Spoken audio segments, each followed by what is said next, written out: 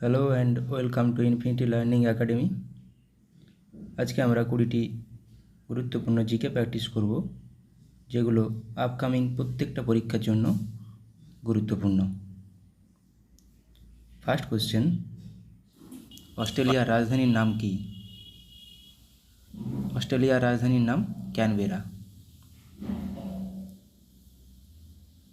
কলকাতায় fort William কলেজটি কবে প্রতিষ্ঠিত হয়?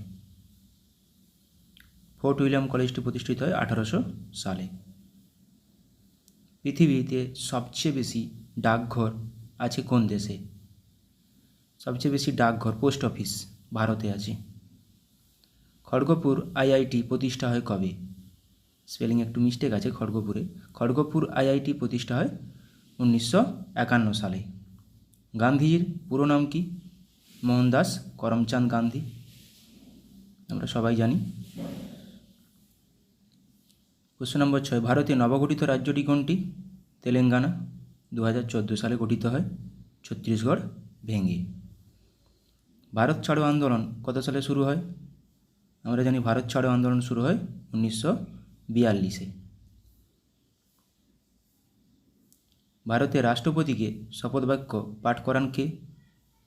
রাষ্ট্রপতিকে শপথবাক্য পাঠ করান সুপ্রিম কোর্টের প্রধান বিচারপতি। মিকি মাউসের স্রষ্টা কে? মিকি মাউসের স্রষ্টা ওয়াল্ট ডিজনি। কোশ্চেন নম্বর 10, ভারতের সবচেয়ে বেশি জনসংখ্যা যুক্ত রাজ্য কোনটি? মানে সবচেয়ে বেশি জনঘনত্ব নয়, জনসংখ্যা উত্তরপ্রদেশ। জনঘনত্ব হলে বিহার হয়ে যাবে। অল ইন্ডিয়া রেডিও এর সূচনা হয় কবে?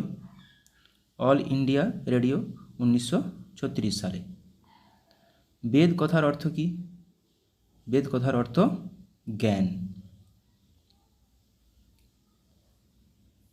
রামচরিত গ্রন্থটি রচনা করেছেন কে? বা রামচরিত গ্রন্থটি কে রচনা করেছেন? রামচরিত সন্ধ্যাকর নন্দী। এটা রামচরিত মানস হলে তুলসীদাস হতো। অখিলচন্দ্র নিয়োগী যে ছদ্মনামটি ব্যবহার করেছেন বা করতেন? অখিলচন্দ্র নিয়োগী স্বপন বুড়ো ছদ্মনামটি ব্যবহার করতেন। রক্তক্ষরণ রোগটি হয় কোন ভিটামিনের অভাবে? রক্তক্ষরণ রোগটি হয় ভিটামিন কে এর অভাবে। অগ্নিবীণা কাব্যটি রচনা করেছেন কে? অগ্নিবীণা কাব্যটি রচনা করেছেন কাজী নজরুল ইসলাম। মানুষের ক্রোমোজোমের সংখ্যা কয়টি? মানুষের ক্রোমোজোমের সংখ্যা কয়টি? আমরা জানি 46টা বা 23 জোড়া। নিম্নের কোনটি শীতলতম গ্রহ হিসেবে পরিচিত? শীতলতম গ্রহ হিসেবে পরিচিত ইউরেনাস।